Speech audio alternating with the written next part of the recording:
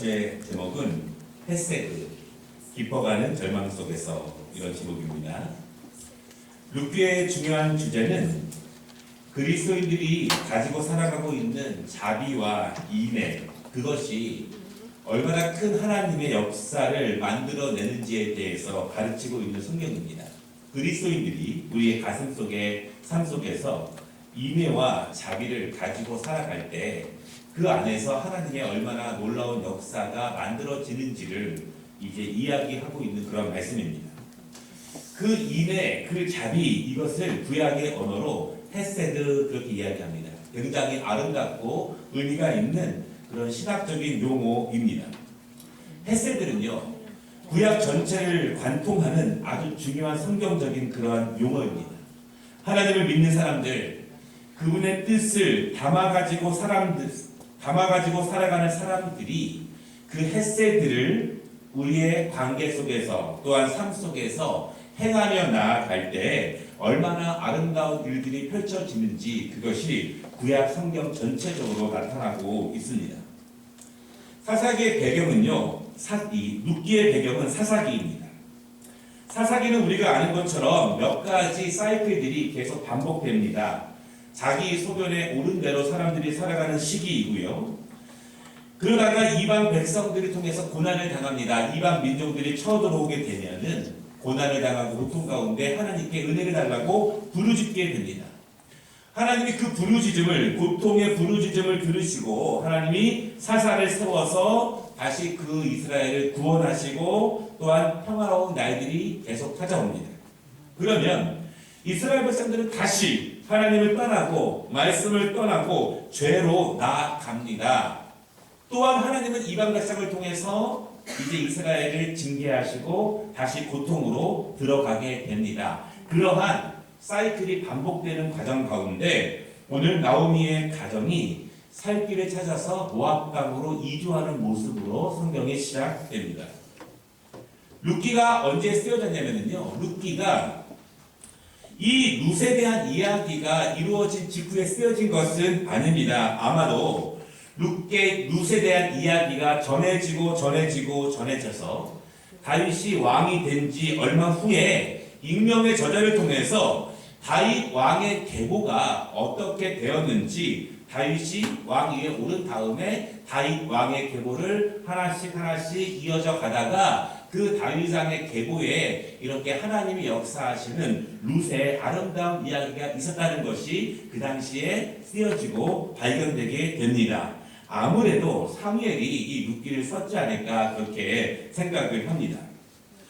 오늘 제목이요, 두 가지의 정반대되는 단어가 포함되어 있습니다. 하나는 인애와 자비를 뜻하고 있는 헤세드고요. 그런데 그것이 깊은 절망 속에서라고 하는 제목 가운데 함께 이루어지고 있습니다. 오늘 우리가 함께 읽은 말씀은 사실은 절망투성이가 이 말씀 가운데 있습니다. 하나님의 말씀이 소망을 주고 기쁨을 주고 은혜로 시작해야 우리의 마음이 더욱더 기쁠 터인데 하나님의 말씀이 절망으로 시작됩니다. 그런데 우리가 말씀을 읽어가면서 좀처럼 나아질 기미가 보이지가 않습니다. 절망으로 시작해서 절망이 절망을 낳고 낙심은 더 깊은 좌절을 낳으면서 일장이 계속 지속되고 있습니다. 어떻게 하나님의 말씀이 하나님의 사랑을 계속 깊은 절망으로 몰아넣는 것을 우리에게 전해주고 있는가라고 하는 질문을 우리가 1장을 읽으면서 계속하게 됩니다. 1절 말씀을 보면 그 땅에 흉년이 들었습니다. 그 땅의 모든 사람들에게 어려움과 고난과 아픔이 찾아옵니다. 여러분, 국가적인 고난과 재난이 있을 수 있지만 국가적인 재난의 시기에는요, 가난하고 어려운 사람들에게는 더 큰 어려움과 더 큰 고난이 찾아오기 나름입니다. 국가적인 재난에는 누구도 장사 없습니다. 그러나 모두에게 고난이 찾아오지만 더 힘든 사람들이 있고 더 절망이 찾아오는 가정이 있을 수밖에 없습니다. 그래서 엘리멜렉의 가정은 아내와 두 아들을 데리고 고향을 떠나서 다른 민족의 땅인 모압으로 이주하기로 결정을 합니다. 2절 말씀에 보면은요, 그 가족의 상황이 자세히 나옵니다. 아버지가 있고 어머니가 있고 두 아들이 있습니다. 그런데 그들의 이름의 뜻들이 참 기구합니다. 아버지 엘리멜렉의 이름의 뜻은 하나님은 나의 왕이시다. 그럼에도 불구하고 그들은 절망 가운데 계속 빠져갑니다. 나오미의 이름은요, 아름답다, 환희 이런 뜻을 가지고 있습니다. 그런데 그의 아들 말론의 이름은 병든 자 이런 뜻이고요. 또한 기론의 이름은 연약함이다 그런 뜻을 가지고 있는 한 가정이 모압에서 이주해서 살아가고 있습니다. 그런데 여러분, 오늘 나오미의 가정은요, 절망 이외에 절망이 계속되는 모습을 보게 됩니다. 흉년을 맞이한 것도 절망이지만 살기 위해서, 생존하기 위해서 고향을 떠나서 다른 민족이 살고 있는 그 땅 가운데 새로운 삶을 출발하는 것도 과히 기쁜 일은 아닙니다. 그런데 여기에 절망이 더해지고 절망이 더욱더 깊어집니다. 모압 지방에서 살 때 남편 엘리멜렉이 그 땅에서 죽게 됩니다. 누구를 의지해야 될까요? 여기까지 부족하지만 인도했던 그 아버지의 부재, 남편의 부재를 그 가정은 어떻게 받아들여야 하는가? 예나 지금이나 한 가정을 큰 아픔으로 몰고 가는 것은 아버지의 부재 그리고 남편의 부재입니다. 그런데 그 절망 이외에 더 깊은 절망이 재차 다가옵니다. 그래도 어머니 나오미 혼자서 아들 둘을 그런저런 잘 키웠는데 오늘 말씀에 보면은 두 아들도 결혼을 해서 가정을 이뤘지만 한 10년쯤 지난 이후에 두 아들 말론과 기련이 모두 죽었다 그렇게 말합니다. 이 두 아들의 죽음은요, 네 가지의 절망을 이 나오미의 가정에 추가하게 됩니다. 첫째로 모든 아들, 어머니의 모든 아들이 죽는 것은 어머니에게 세상의 그 모든 것으로도 더할 수 없는 큰 절망입니다. 어찌 보면 남편의 죽음, 남편의 부재 이상 모든 아들이 죽는 것은 어머니에게 인생에서 가장 큰 절망일 수 있습니다. 두 번째 절망은요, 이제 이 가문은 끝났습니다. 자손이 없으면 망하는 것입니다. 고대에는 자손을 계속 생산하지 못해서 그 자손이 없어 망하는 것이 가장 수치스러운 일이라고 합니다. 남은 자들에게, 그 나오미에게, 그 여인들에게 자손이 없어서 여자들끼리 살아가고 하는 것은 굉장한 큰 수치입니다. 세 번째 절망은요, 나이든 나오미의 노후를 보호해줄 사람은 아무도 없습니다. 누가 그녀를 보호해줄 수 있을까요? 마음도 절망이지만 육신의 삶도, 앞으로 남겨질 삶도 너무너무 고달함이 예상됩니다. 네 번째 절망은요, 남은 그 며느리 두 명의 인생은 어떻게 되는가? 가진 것도 없이 이방 시어머니만을 두고 남편을 잃은 그 기구한 이방인 두 며느리의 삶은 절망 중에 절망입니다. 룻기의 중요한 주제가 헤세드라고 제가 말씀을 드렸습니다. 자비, 인애 이렇게 번역이 되는데요. 이것은 가슴에만 있는 것이 아니라 하나님을 믿고 따라가는 사람이 배우고 닮아간 것을 우리의 삶을 통해서 실천으로 나아가는 것이 헤세드입니다. 그런데 여러분, 여기서 나오미의 헤세드가 나옵니다. 헤세드는 꼭 무엇인가를 더 가진 자가 베푸는 것은 아닙니다. 헤세드는 하나님의 성품으로부터 나옵니다. 헤세드는 하나님의 말씀을 순종하며 하나님을 닮아가는 것 가운데 나옵니다. 그렇다면 헤세드는 어떤 상황 가운데서도 발휘되는 은혜이고 성품이고 하나님의 뜻입니다. 나오미는 여기서 헤세드를 베풉니다. 자기 자신은 절망 가운데 있고 자기 자신은 고통 가운데 있지만 그 넘어서 두 며느리에게 헤세드의 은혜를 베풀며 떠나라 이렇게 말합니다. 자기 자신은 그 노년의 여인은 여전히 절망 가운데 더 깊은 절망 가운데로 들어가야 하지만 더 큰 불행으로 걸어가야 하지만 며느리들만은요 더 나은 환경으로 보내고 싶은 마음에 신앙으로부터 가장 깊은 곳에 있었던 그 헤세드 인애와 자비를 그 두 며느리에게 베풀게 됩니다. 8절에 보면 나오미가 이렇게 말합니다. 여호와께서 너희를 선대하시기를 축복한다. 그것은 쉬운 일이 아니죠. 얼마나 기구합니까? 그렇게 말한다는 것 자체가 얼마나 슬프고 불행합니까? 9절 말씀에 보면은 그들은 서로 소리 높여서 울며 이별을 하게 됩니다. 구약이 우리에게 말하고 있는 헤세드는요, 고통과 눈물 가운데 있지만 그것을 베푸는 것입니다. 그럼에도 불구하고 하나님을 닮아가면서 우리 안에 쌓여진 그 행함의 아름다운 것들, 인애와 자비는 어떠한 환경에 굴하지 않고 베푸는 것이 헤세드입니다. 일부러 베푸는 것이 아니라 우리 가슴에 쌓여져 있는 하나님이 우리에게 주신 그것을 베푸는 것입니다. 나오미가 며느리에게 빌어주는 그 헤세드의 은혜는 두 가지예요. 첫 번째로 하나님께서 이 며느리들에게 인애와 자비를 베풀어 주사 헤세드를 베풀어 주시기를 간절히 원하는 어머니의 마음이 이 안에 있습니다. 두 번째는요, 두 며느리가 새로운 가정을 이루어서 남편으로부터 큰 사랑, 지금은 그 사랑을 받지 못했지만 남편으로부터 큰 사랑을 받는 행복한 가정을 이룰 수 있도록 어머니가 간절하게 기원합니다. 이런 시어머니, 물론 자신은 불행의 길로 계속 나아가야 하지만 그럼에도 불구하고 그 며느리들에 대한 이 사랑과 헤세드의 모습을 보게 합니다. 그런데 이 며느리들은요, 참 좋은 며느리인 것 같습니다.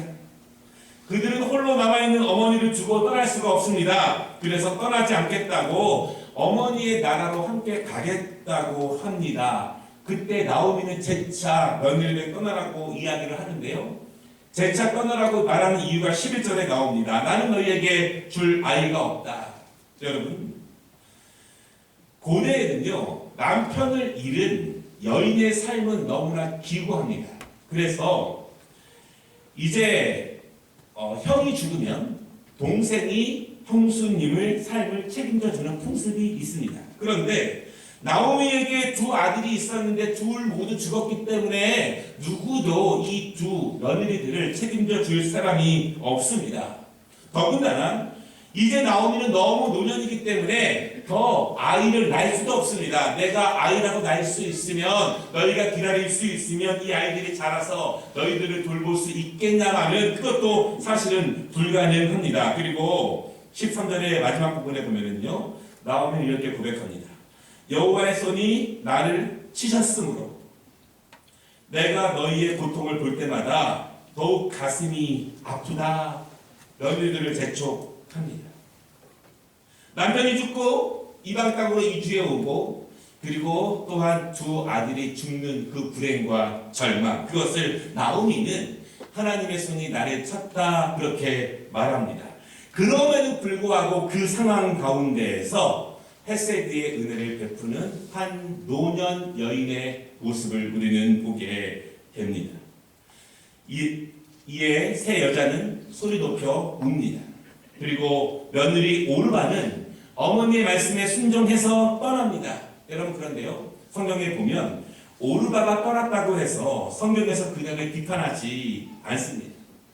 나오미는 그 며느리를 축복하고 그 며느리에게 헤세드의 은혜가 임하기를 축복합니다. 우리가 여기서 잠깐 생각해 볼 점은요, 다른 결정을 했지만 비난하지 않습니다. 도리어 축복하고 인정합니다. 진정으로 오르바가 떠나서 아름답고 행복한 가정을 이루기 원하는 그 마음도 인정하는 마음, 잘 보낼 수 있는 마음, 길이 다르지만 그 사람을 축복하는 마음, 그것도 헤세드의 마음입니다. 여러분, 그런데 우리가 잘 알고 있는 룻, 그 14절에 룻은 조금 다른 모습을 보이는데요, 우리나라 성경에 보면은요, 이렇게 말합니다. 그를 붙쫓았더라 이렇게 써있지 않습니까? 그런데 이 말의 원어의 뜻은요, 더욱 강력하게 달라붙었다 이런 뜻입니다. 어머니는 그렇게 떠나라고 하지만 룻은 더욱 강하게 달라붙었다 이렇게 말합니다. 떼어놓으려고 하면 할수록 어머니를 더욱더 강하게 붙잡는 룻이에요. 이것이야말로 룻의 헤세드입니다. 자신은 고통스럽지만 남편을 잃은 절망과 아픔이 있지만 그럼에도 자신의 행복을 추구하기보다는 홀로 남겨져 있는 어머니를 생각하는 마음, 그리고 그녀의 삶을 돌보고자 하는 마음이 헤세드의 마음입니다.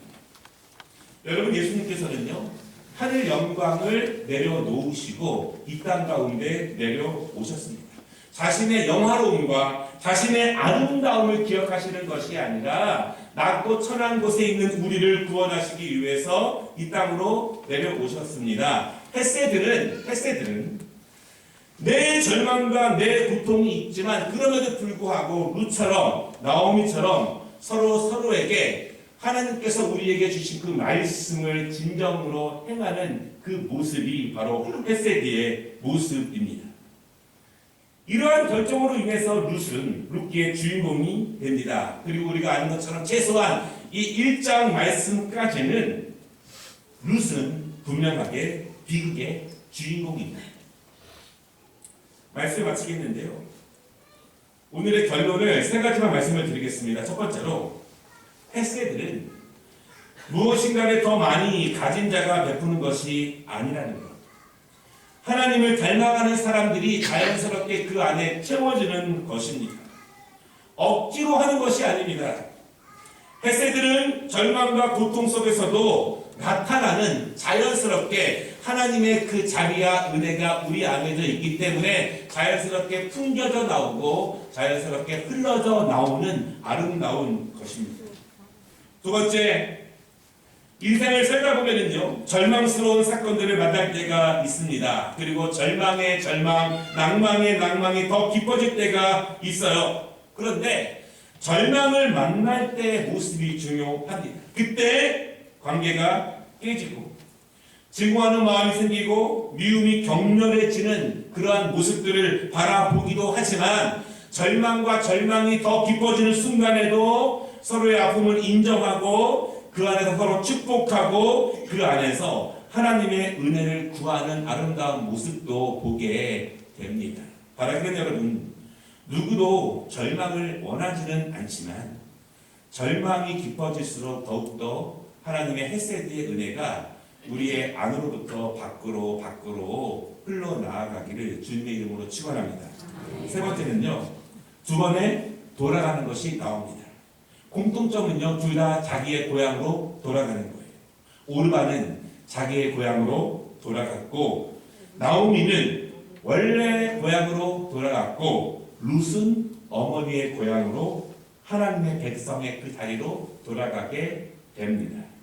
우리 모두가 절망을 원하지 않습니다. 낭망을 원하지 않습니다. 그런데 그때 기억해야 되는 것은 하나님의 은혜가 있는 고향으로 돌아가는 것, 아버지의 집으로 돌아가는 것이 가장 은혜의 길이라는 사실을 여러분 믿으시기를 바랍니다. 기도하겠습니다.